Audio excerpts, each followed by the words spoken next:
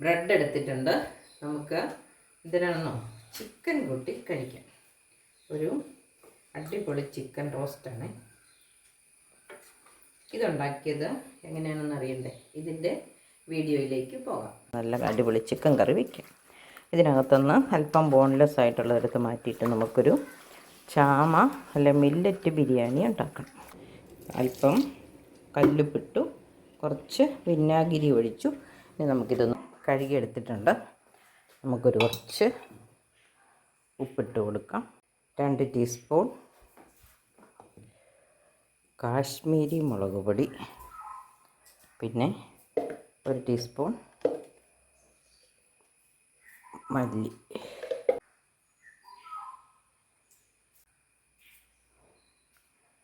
ഇനി ഇതെല്ലാം കൂടെ നമുക്കൊന്ന് ഇളക്കി തിരുമ്മി പിടിപ്പിക്കാം. ഇനി ഇതിവിടെ മൂടി വയ്ക്കാം. കുറച്ച് സമയം ഇവിടെ ഇരിക്കട്ടെ. അന്നേരത്തിനും ഉള്ളി, മുളക്, വെളുത്തുള്ളി, ഇഞ്ചി ഇതെല്ലാം ശരിയാക്കി കൊണ്ടുവരും. നമുക്കിനി ഇത് അടുപ്പത്ത് വയ്ക്കാം. ഈ കുക്കറിലിട്ട് ഒന്ന് വിസിലടുപ്പിക്കാം. അപ്പോൾ അതിനകത്ത് കുറച്ച് കൊച്ചുള്ളി, കുറച്ച് സബോള, ഒരല്പം ഇഞ്ചി, കുറച്ച് വെളുത്തുള്ളി. ഇനി ബാക്കി നമുക്ക് പിന്നെ ചേർക്കാം. ഇതും കൂടെ ചേർത്ത് ഇളക്കി അടുപ്പത്ത് വെച്ച് ഒന്ന് വിസിലടുപ്പിച്ചിട്ട് പെട്ടെന്ന് കാറ്റ് കളഞ്ഞിട്ട് വറക്കാം. അപ്പോൾ നമുക്ക് പെട്ടെന്ന് അടുപ്പത്ത് വെച്ച് തീ കത്തിച്ച് കൊടുക്കാം. കുക്കർ അടച്ച് വിസിലടുപ്പിക്കാം. ഒന്ന് വിസിലടിക്കുന്ന സമയത്തിന് നമുക്ക് ഒരല്പം തേങ്ങ വറുത്തെടുക്കാം. ചീനച്ചട്ടി അടുപ്പത്ത് വെച്ചു അല്പം എണ്ണ ഒഴിച്ചു കൊടുക്കാം. തേങ്ങ, കൊച്ചുള്ളി, കറിവേപ്പില, അണ്ടിപ്പരിപ്പ്, മുന്തിരിങ്ങ ഇതെല്ലാം കൂടെ നമ്മൾ വറുക്കണം കേട്ടോ. വറുക്കുന്നത് ഇഞ്ചി, വെളുത്തുള്ളി, കറിവേപ്പില, കൊച്ചുള്ളി, തേങ്ങ, അണ്ടിപ്പരിപ്പ്, മുന്തിരിങ്ങ ഇത്രയും കൂട്ടാണ് നമ്മൾ വറക്കുന്നത്. ഇതങ്ങ് നല്ല ചുമന്ന് മൂക്കണ്ട. നാളെ വരെ കറി ഇരുന്നാലും ഗ്രേവി ഒന്നും കേടായി പോകരുത്. അതുപോലെ അണ്ടിപ്പരിപ്പും ആദ്യം തന്നെ അല്പം എണ്ണയ്ക്കകത്തേക്ക് ഇട്ടത് കൊണ്ട് അതൊക്കെ ഒന്ന് മൂത്ത് വന്നിട്ടുണ്ട്. അത് വീഡിയോയിൽ വന്നിട്ടില്ല കേട്ടോ. വിസിലടിക്കാറായിട്ടുണ്ട്. വിസിലടിക്കുന്ന ഉടനെ നമ്മളത് ഓഫാക്കുന്നു, കാറ്റ് കളഞ്ഞിട്ട് വറക്കുന്നു. ഒരല്പം എണ്ണ ഒഴിച്ചിട്ടാണ് വറുത്തത്. തീ കുറച്ച് സാവകാശം വറക്കാമെങ്കിൽ എണ്ണ ഒഴിക്കണമെന്നൊരു നിർബന്ധമില്ല. പെട്ടെന്ന് വറുത്തെടുക്കാൻ വേണ്ടി ചൂട്ട് പിടിക്കാതിരിക്കാൻ ഒരല്പം എണ്ണ ചേർത്തു. എണ്ണ ചേർക്കണമെന്നൊരു നിർബന്ധമില്ല. എണ്ണ ഒഴിക്കാതെ തന്നെ നമുക്ക് തീ കുറച്ച് പതുക്കെ വറുത്തെടുക്കാവുന്നതാണ്. പിന്നെ അണ്ടിപ്പരിപ്പ്, മുന്തിരിങ്ങയും നെയ്ക്കകത്ത് എണ്ണയ്ക്കകത്തോട്ട് പെട്ടെന്ന് ആദ്യം ഇടുമ്പം അങ്ങനെ ഇടുവാണെങ്കിൽ അത് മാത്രമായിട്ട് നന്നായിട്ട് മൂത്ത് വരുകയും ചെയ്യും. അതിടുമ്പോൾ ഇതിന് മാത്രം ഒരല്പം എണ്ണ ചേർത്താലും കുഴപ്പമില്ല.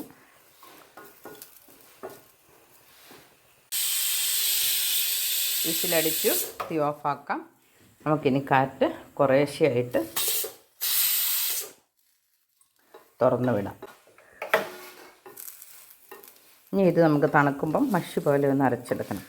സമയമുണ്ടെങ്കിൽ ഇങ്ങനെ നമ്മൾ ചെയ്ത് വെക്കുവാണെങ്കിൽ നമുക്ക് പാകത്തിനിട്ടൊരു നല്ല ഉണങ്ങിയ ഭരണിയിലിട്ട് വെച്ചേക്കുവാണെങ്കിൽ ആവശ്യമുള്ളപ്പോൾ കുറേശ്ശെ എടുത്ത് വേണമെങ്കിലും നമുക്ക് അരയ്ക്കാം.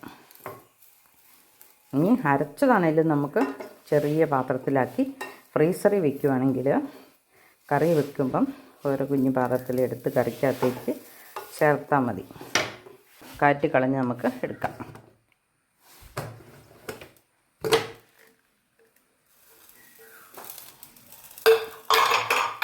ഇനി നമുക്ക് വറക്കാനുള്ള പാത്രം അടുപ്പത്ത് വയ്ക്കാം. വെള്ളം പറ്റി എണ്ണ ഒഴിച്ച് കൊടുക്കാം.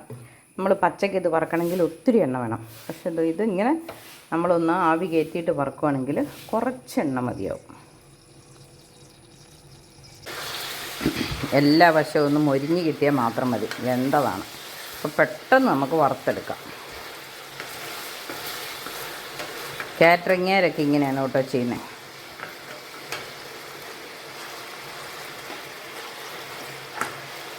നേരിട്ട് വറുക്കുന്നതിനെക്കാട്ടിലും സമയം ലാഭമുണ്ട്, എണ്ണ ലാഭമുണ്ട്. ഒന്ന് വറുത്ത് കോരി ബാക്കി നമുക്കിടാം. ഈ വെള്ളം നമുക്ക് ഗ്രേവിക്കകത്ത് ഒഴിച്ച് പറ്റിക്കുകയും ചെയ്യാം. നമ്മുടെ തേങ്ങ തണുത്ത് വന്നിട്ടുണ്ട്. നമുക്കിതൊന്ന് അരച്ചെടുക്കാം. നന്നായിട്ട് വെണ്ണ പോലെ അരയ്ക്കണം കേട്ടോ. നന്നായിട്ട് അരിഞ്ഞിട്ടില്ല. നമുക്കപ്പോൾ കെറ്റിലിൽ നിന്ന് അല്പം ചൂടുവെള്ളം ഒഴിച്ച് കൊടുക്കാം. നന്നായി അരിഞ്ഞ് വന്നിട്ടുണ്ട്. ആവി പറക്കുന്നുണ്ട്. ചൂടുവെള്ളം ഒഴിച്ച് നല്ല തിളച്ച വെള്ളമായിരുന്നു ഒഴിച്ചത്. നമ്മൾ വറുത്ത് കഴിഞ്ഞു. ഇനി നമുക്ക് ഈ എണ്ണയിലേക്ക് ഗ്രേവിക്ക് വേണ്ട സാധനങ്ങളൊക്കെ ഇട്ട് കൊടുക്കാം. ഇഞ്ചിയും വെളുത്തുള്ളി അതിടാം. പിന്നെ അരിഞ്ഞു വെച്ചിരിക്കുന്ന സബോളയും ചേർത്ത് കൊടുക്കാം. അല്പം ഉപ്പും ചേർത്ത് നന്നായിട്ട് വഴറ്റാം. കുറച്ച് കറിവേപ്പിലയും കൂടെ ചേർക്കാം. എണ്ണ ഒരല്പം കുറവാന്ന് തോന്നുന്നു. ഒരല്പം എണ്ണയും കൂടെ ചേർത്ത് കൊടുക്കാം.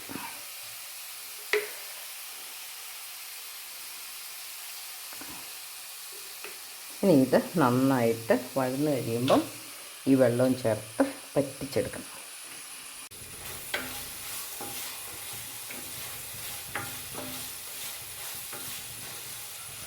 കുറച്ചൊന്ന് വഴന്ന് വന്നിട്ടുണ്ട്.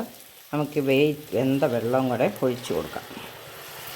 ഇതുകൊണ്ട് നമുക്ക് ഫ്രൈഡ് റൈസ് ഉണ്ടാക്കണം. അതിന് വേണ്ടിയിട്ട് ഞാൻ ഒരു 4 കഷ്ണം എടുത്ത് മാറ്റി വെച്ചിട്ടുണ്ട്. കണ്ടോ, നമ്മുടെ ഗ്രേവി നന്നായിട്ട് എണ്ണ തെളിഞ്ഞ് വന്നിട്ടുണ്ട്. ഞാൻ എപ്പോഴും പറയുന്ന പോലെ നമ്മളിങ്ങനെ മാറ്റി നോക്കുമ്പം വെള്ളം ഒഴുകി വരുന്നില്ലെങ്കിൽ നമുക്ക് മനസ്സിലാക്കാം എണ്ണ തെളിഞ്ഞ് തുടങ്ങിയെന്നും. അതുപോലെ അല്ലെങ്കിൽ തിളച്ച് വരിക, വെള്ളം തിളച്ച് വരും. അങ്ങനെ വരുന്നില്ലെങ്കിൽ എണ്ണ തെളിഞ്ഞു. ഇനി നമുക്ക് ഇതിലേക്ക് നമ്മുടെ ചിക്കൻ ചേർത്ത് കൊടുക്കാം. ഒപ്പം തന്നെ അരപ്പും ചേർത്ത് കൊടുക്കാം.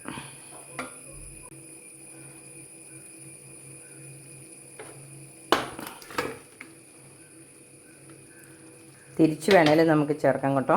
നമ്മുടെ പാത്രം ചെറുതാണെങ്കിൽ നമ്മൾ വറുത്ത് വെച്ചിരിക്കുന്ന പാത്രം വലുതായിരുന്നു, അതിലേക്ക് വേണമെങ്കിൽ നമുക്ക് ചേർക്കാം. നമുക്ക് ഇളക്കാൻ ഇച്ചിരി വീതി വിസ്താരം ഉള്ളതല്ലേ നല്ലത്. അതുകൊണ്ടാണ് ഞാൻ ഈ ചീനച്ചട്ടിക്കകത്തേക്ക് ഒഴിച്ചത്. ഇതെല്ലാം ഒന്ന് ശരിക്കും ഇളക്കാം.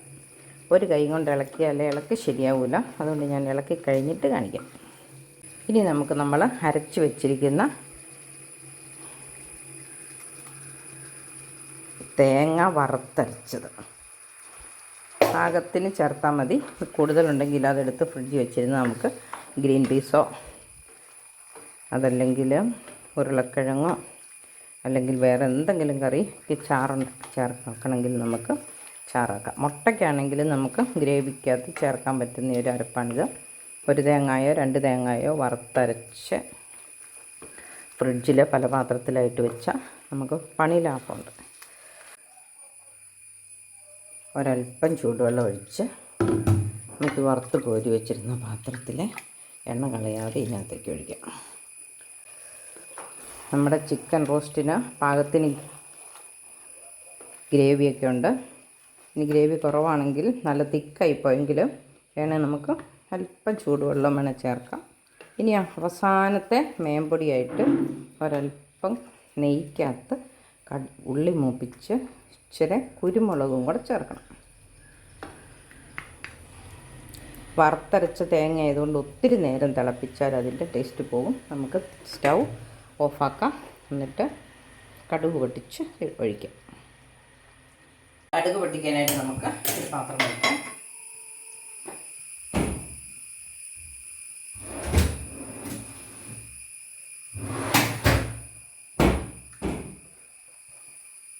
അല്പം നെയ്യ് ഒഴിച്ച് കൊടുക്കാം.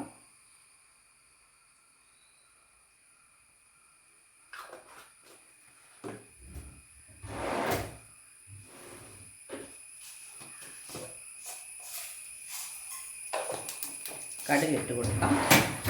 ഇനി നമുക്ക് ഓൾ സ്പൈസസ് ഇട്ട് കൊടുക്കാം.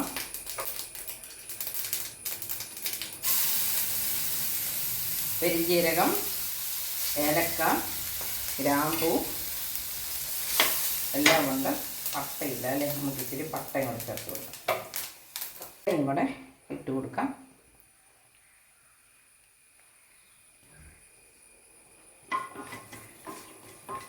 ഇതൊന്ന് പതുക്കെ മൂക്കട്ടെ. നമുക്ക് കുരുമുളക് പൊടി ഇട്ട് കൊടുക്കാം.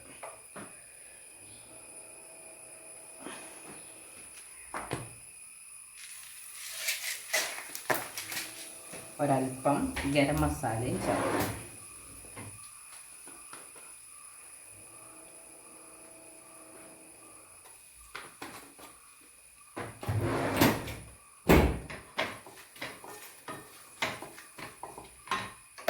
തീ ഓഫാക്കി നമുക്ക് കറിയിലേക്ക് ഒഴിച്ചു കൊടുക്കാം.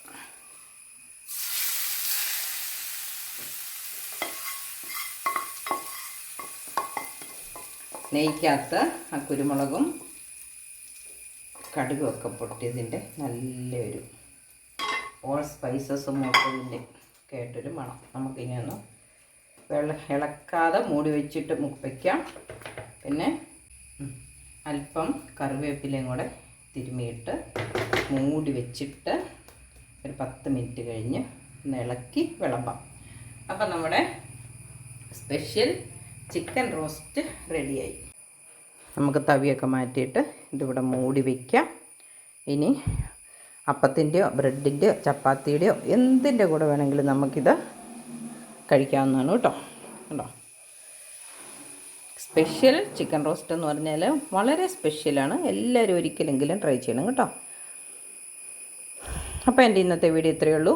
എല്ലാവർക്കും ബൈ.